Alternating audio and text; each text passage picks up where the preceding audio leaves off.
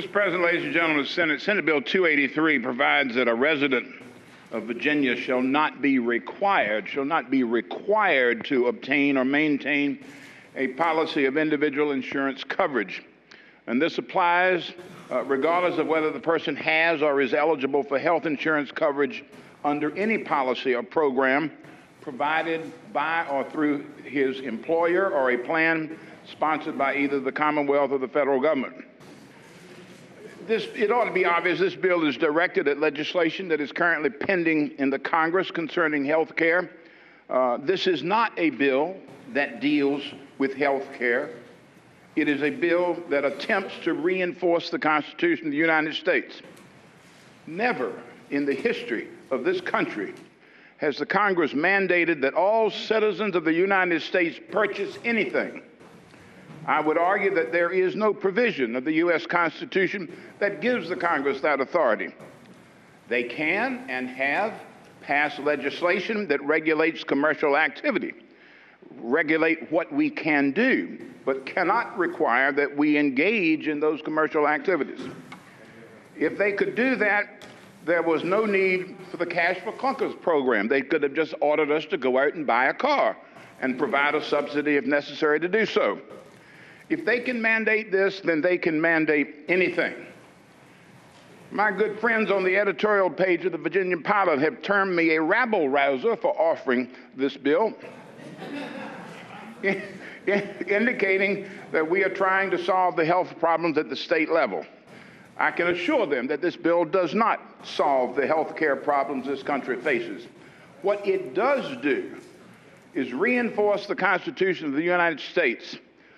They say that we have yet to pinpoint the section of the U.S. Constitution granting Americans the inalienable right to be violently ill, uninsured, and armed to the teeth. I would suggest to them that the U.S. I think it is without question the fact that the overwhelming majority of the people that we represent in the Commonwealth of Virginia agree that health care is broken.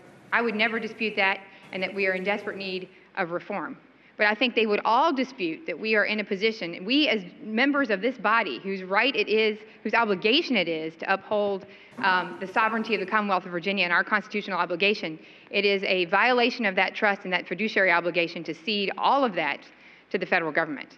And there is a long-standing principle that goes all the way back to Marbury versus Madison, the idea that the competition among the states are the great breeding ground of ideas and reform, and the idea that something that works in Massachusetts might work in Mississippi, well, that's simply not the case.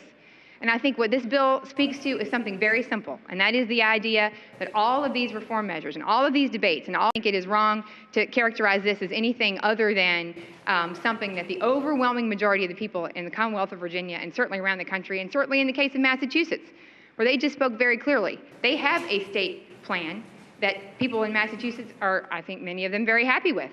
And they weren't in any way speaking against in their election, obviously in the U.S. Senate race, about the validity of health care reform, but more importantly about the fact that it is clearly left within the purview of the states under the Constitution to make those decisions about health care reform.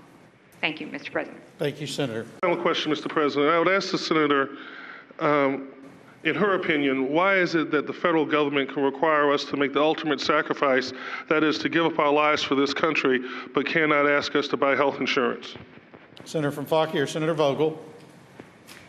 Mr. President, I would distinguish the service to your country in the United States military as something different than being forced to enter into a contract to purchase a certain product, to have that individual liberty taken away or usurped by the United States Congress is something very different than protecting our national security. It's a condition of citizenship, perhaps, that you will defend your country, and I would argue that that is a very different issue.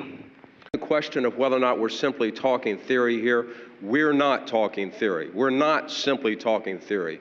We, in fact, believe that the citizens of the Commonwealth should not be forced to purchase a product by virtue of being a citizen of these United States. We feel that both parties appear to agree on a couple of things: that Americans have access to treatment when they are sick or hurt, and that personal responsibility and cost controls are needed.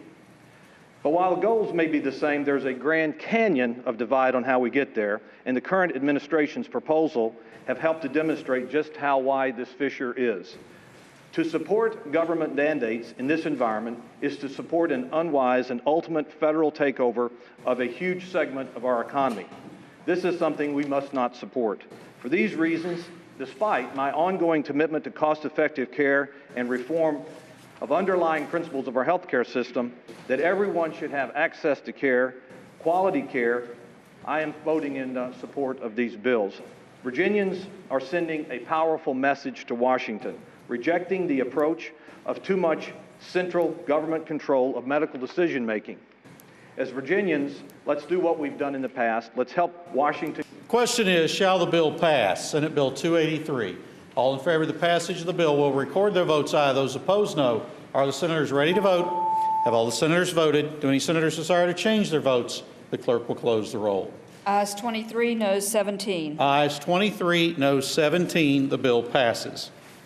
Senate Bill 298, a bill to amend and reenact 38.2-2114 of the Code of Virginia relating to grounds for canceling, non-renewing, or increasing rates of property insurance